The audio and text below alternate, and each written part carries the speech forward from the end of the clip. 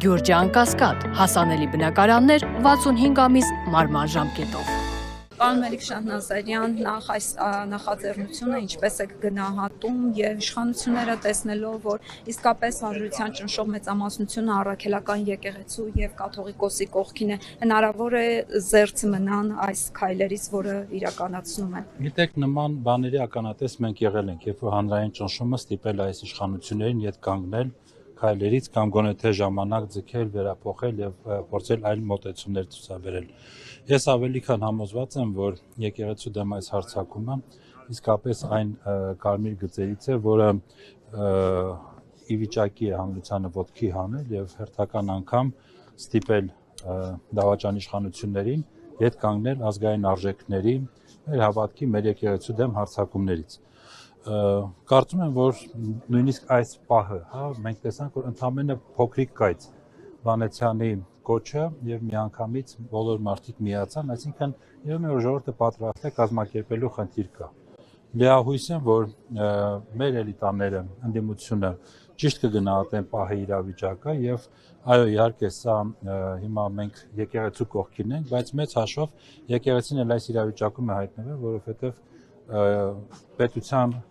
ղեկը անցել է դավաճանների ձեռքի եւ նրանք կռիվ են տալիս ամեն հայկականի դեմ, ամեն այն երևույթների դեմ, որոնք մեր միասնությունը, մեր ազգի ուժը կամ ապագա պոտենցիալը վերականգնելու հնարավորություն են տալիս։ Այսինքն սա առանձին եկեղեցու վերցած հարցը չի խորքի մեջ։ Խորքի մեջ մեր դիմադրողականությունը կոտրելու քաղաքականությունն է եւ Փաշինյանը այսպես հերթով խնդիրները լուծելով հասել են սրբության սրբոցին։ Հույս ունեմ, որ այս վերջին կետը իսկապես ուշքի կբերի եւ հանրությանը եւ էլիտաներին վերջնականապես ուշքի կբերի եւ խնդիրները կլուծեն։ Ներողություն, որ օրինակ կուսակրոնության ուխտը չպետք է խախտել, դրանք թեմաներ են, որոնց մասին չպետք է խոսել։ Չէ, դրանք պետք է խոսել, պետք է քննարկել, միանշանակ այդ հարցերը պետք է լինեն օրակարգում, բայց առաջի հերթին դա լինեն եկեղեցի ներքին կանոնակարգերի օրակարգում։ Բոլորս հասկանում ենք, չէ՞, որ խնդիրը Փաշինյանի կուսակրոնությունը չի հոգևորականների։ Նա ինչ որ պատճառներ, առիթներ է հորինում եւ դրանցով փորձում է հարվածներ հասնել։ Այսինքն փնտրում է թույլ կետեր եւ հարվածներ է փորձում հասնել։ Հիմա կուսակրոնության հետ կապված ես անկեղծ եմ ասում, մեր երկրի արժեվ եւ եկեղեցու արժեվ կանգնած խնդիրների դերևս 100-րդ կամ 1000-րդ շարքում պետք է լինի դա։ Ինձ համար ավելի կարևոր է հասկանալ, թե ինչպես օրինակ մեր եկեղեցին տեր կանգնում իր հոտին, որը իր ժողովրդին, որը անընդհատ մշտական, տեղեկատվական, քարոզչական, ֆիզիկական ահաբեկչության տակ է գտնվում։ Նաև ներողություն նաև կառույցների, իրավապահ կառույցների բանն է, որ ըստ էության Նիկոլ Փաշինյանին հավաքագրել եւ տվյալներ են տրամադրել, ինչի մասին ինքը ակնարկեց, ասեց անհերքելի տրամադրել են, թե չեն տրամադրել։ Գիտեք, ժամանակին էլի տենց անհերքելի փաստերի մասին էր խոսում, վերջում Հրայր Թովմասյանի նվիրած գրիչը ցույց տվեց։ Այսինքն ինձ համար ակնհայտ է, որ կա շանտաժի էլեմենտ։ Բացի դրանից, շատ տեսականորեն, եթե որևէ հոգևորական ինչ-որ բան խախտել է եւ այլն, հասկանալի է, որ նրանք էլ մարդիկ են, կարող են մեղքի զգացողություն են, ապաշխարեն եւ այլն եւ այլն։ Նորից եմ ասում, մենք հիմա որպես հանրություն, որպես ժողովուրդ կանգնած չենք այդ խնդիրների առջեւ։ Շատ ավելի լուրջ կենսական խնդիրներ կան մեր երկրի, մեր ժողովրդի առջեւ դրված, դրա համար ավելի քան համոզված եմ, որ այո, բարոյական հարցերը,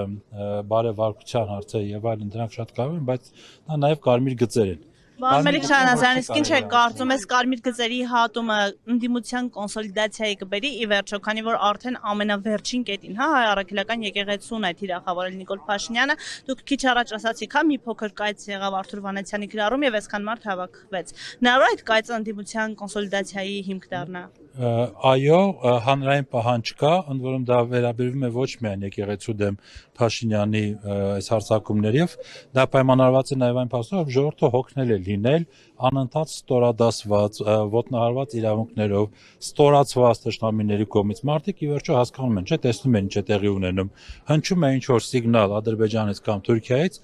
հաջորդ օրը բառից բուն իմաստով դա վերցում է այստեղ իշխանությունների կողմից եւ սկսում է զարգացնել եւ գրոհներ տարվել այդ ուղղությամբ։ Այսինքն մեկ պատահականություն, երկու պատահականություն, բայց ի վերջո արդեն բարձր որ կա ձեռագիր Այսինքն մենք տեսնում ենք հետևողականություն այս ամենի մեջ եւ ժողովուրդը այդ ստորացված վիճակից իսկապես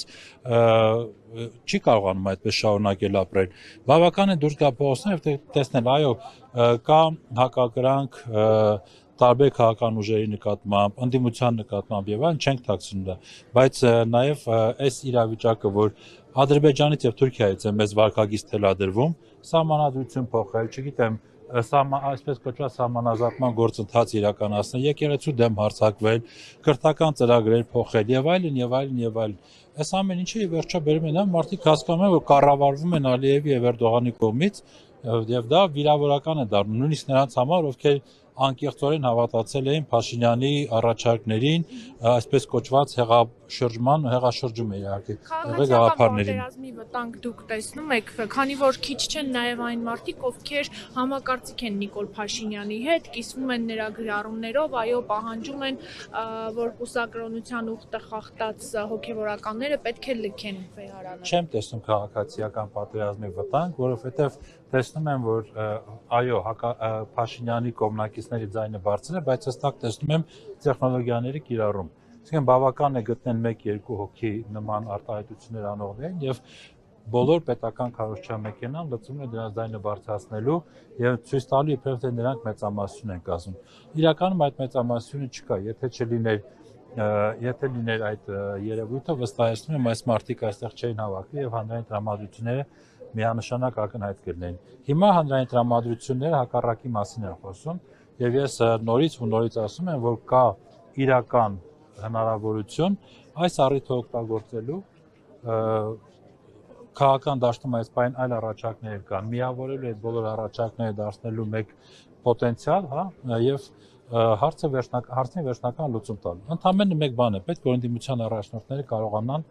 մեկ անգամ մեկ սեղանի շուրջ հավաքվեն եւ այդ հարցերը քննարկեն։ Փաշինյանի թիմակիցները նշում են, որ հոգևորականները զբաղվել են քաղաքականությամբ, հիմա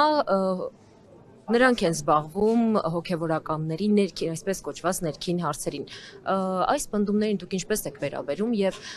այստեղ հիշեցնենք նաեւ Գարեգին II-ի այն խոսքը, որ ազգային հարցերին են իրենք խառնվել, ոչ թե քաղաքականությանը։ Ես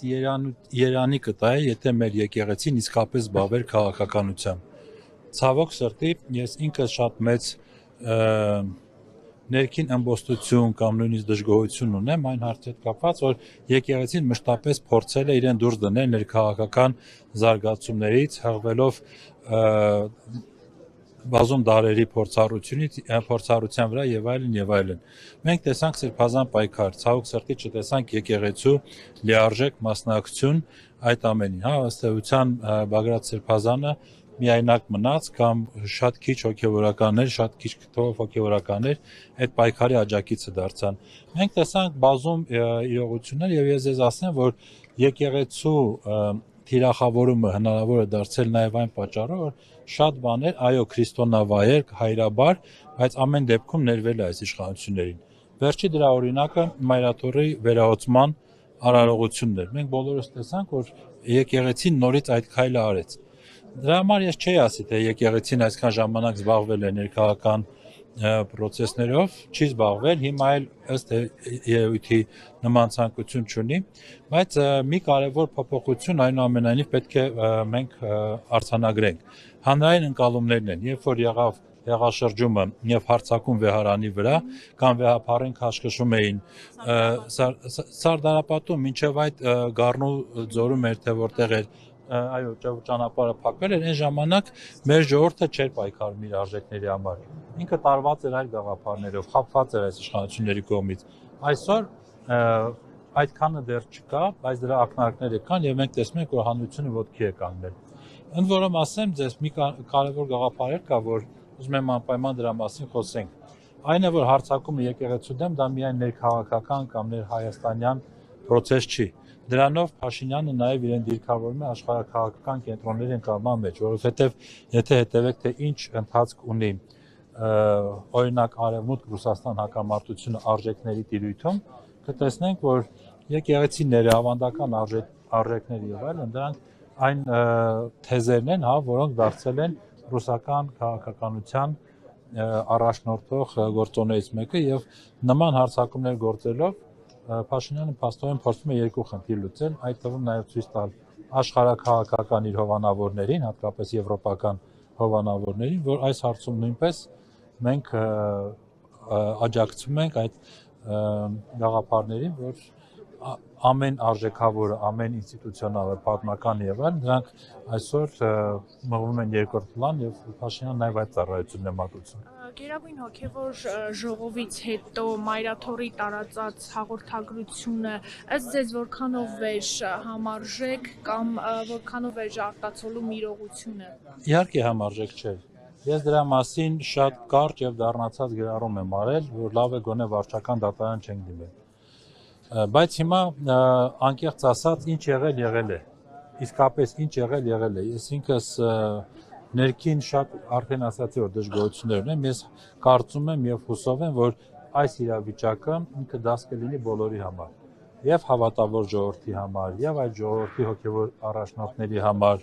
եւ նույնիսկ իրավապահ մարմինների համար, որոնց ուղիղ գործառույթն է պաշտպանել եկեղեցին նման հարձակումներից, եւ վերջապես մեկ անգամ գործել իշահ պետության, իշահ ժողովրդի վերջի տարիների համար եմ ասում, այդ քայլը անել։ Դրա համար ես կարծում եմ, որ մենք հիմա պետք է այս պահին մի կողմ դնենք նախկին սխալների վերլուծությունները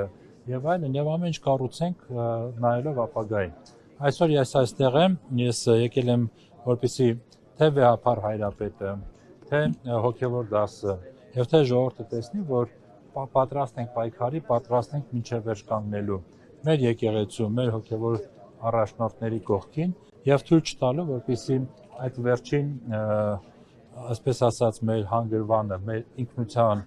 կամ ապագայի հենքված այդ վերջին հանգրվանը ինքը կայուն մնա, ապագայում հույս ներշնչելով, հույս տալով վերականգնվելու։